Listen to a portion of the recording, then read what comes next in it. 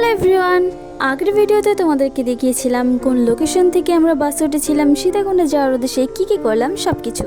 তো চলো শুরু থেকে শুরু করি। তো এখন আমি চলে আসছি চন্দ্রনাথ পাহাড়ের সামনে। সো এইখানে আসার পরে আমরা সবাই আমাদের যার যার ব্যাগ পার পারসন 20 টাকা করে জমা রেখেছিলাম এই দোকানটাতে। তো এই দোকানে আমরা সবাই মিলে যার যার একটা লাঠি কিনে নিলাম, যদি আমরা পাহাড় ট্রেকিং করবো আর লাঠি কিনবো না তা কি হয়। এরপর আমি একটু চা খেয়ে নিলাম, চা খেয়ে আমরা রওনা দিলাম চন্দ্রনাথ পাহাড় ভ্রমণ বা ট্রেকিংয়ের উদ্দেশ্যে।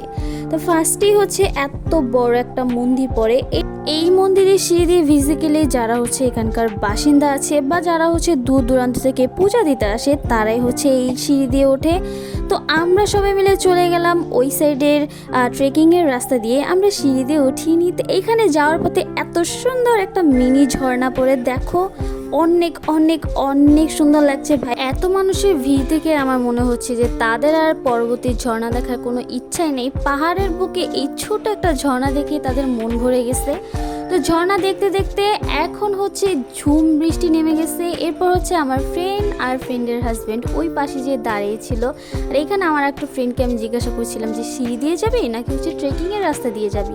তো সে বলছিল যে অলওয়েজ তো সিঁড়ি দিয়ে আমরা ওঠানামা করি, চল আজকে আমরা ট্রেকিংয়ের রাস্তা দিয়ে যাব যেহেতু আমরা পাহাড়ে এসেছি। এরপর যেই বলা সেই কাজ, আমরা আস্তে আস্তে করে পাহাড়ে উঠে যাচ্ছিলাম। ভাই বৃষ্টির কারণে এত পরিমাণের পিছলা হয়ে গিয়েছিল জায়গাগুলি যে আমরা একেবারে হাঁটতে পারছিলাম না বা উঠতেই পারছিলাম না, বা উঠতে গেলেও আমরা খুব সতর্কভাবে উঠছিলাম। এরপর আরও বেশি করে বৃষ্টি নেমে পড়েছিল। এরপর আমরা একটা দোকানের মধ্যে ওয়েট করছিলাম। দোকানের মধ্যে ওয়েট করতে করতে দেখি এত সুন্দর সুন্দর অনেকগুলো বানর ছিল। আমার ফ্রেন্ড বলছিল যে বেশি কাছে যেয়ে ভিডিও করিস না, না হলে দেখা যাবে যে তোর মোবাইল নিয়ে টান দিয়ে চলে যাবে। তাই আমি সাহস না দেখিয়ে দূর থেকে ভিডিও ক্লিপ নিচ্ছিলাম। আর আমার এক একটা ফ্রেন্ডের অবস্থা খুবই নাজেহাল, তারা এই পিচ্ছিল পিচ্ছিল রাস্তা দিয়ে হেঁটে হেঁটে আসছিল। এরপর হচ্ছে আমরা একটা দোকানে পেয়ারা কিনে খাচ্ছিলাম। ভাই এত পরিমাণের উঁচা, আমাদের উঠতে উঠতে পরে খিদে পেয়ে গিয়েছিল। এরপর হচ্ছে আমরা ঠান্ডা একটা শরবত খাচ্ছিলাম।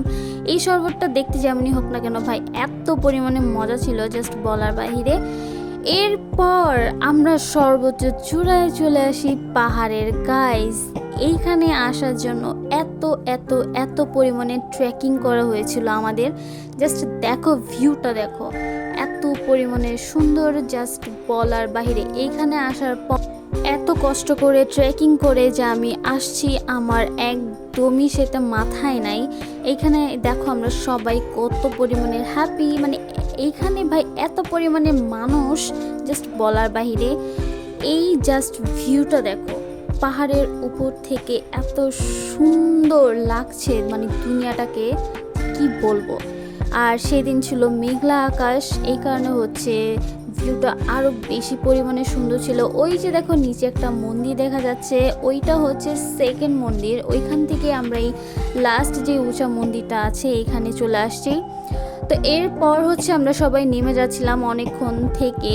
নামার সময় দেখলাম যে সিঁড়িগুলো ভাই অনেক সুন্দর ছিল। এরপর আমাদের হোস্টরা বললো যে পাহাড় থেকে এবার আমরা চলে যাব বিচে। আজকের ভিডিওটা এই পর্যন্তই। নেক্সট ব্লগে তোমাদেরকে সীতাকুণ্ডের সি বিচটা ঘুরে দেখাবো। আল্লাহ হাফেজ।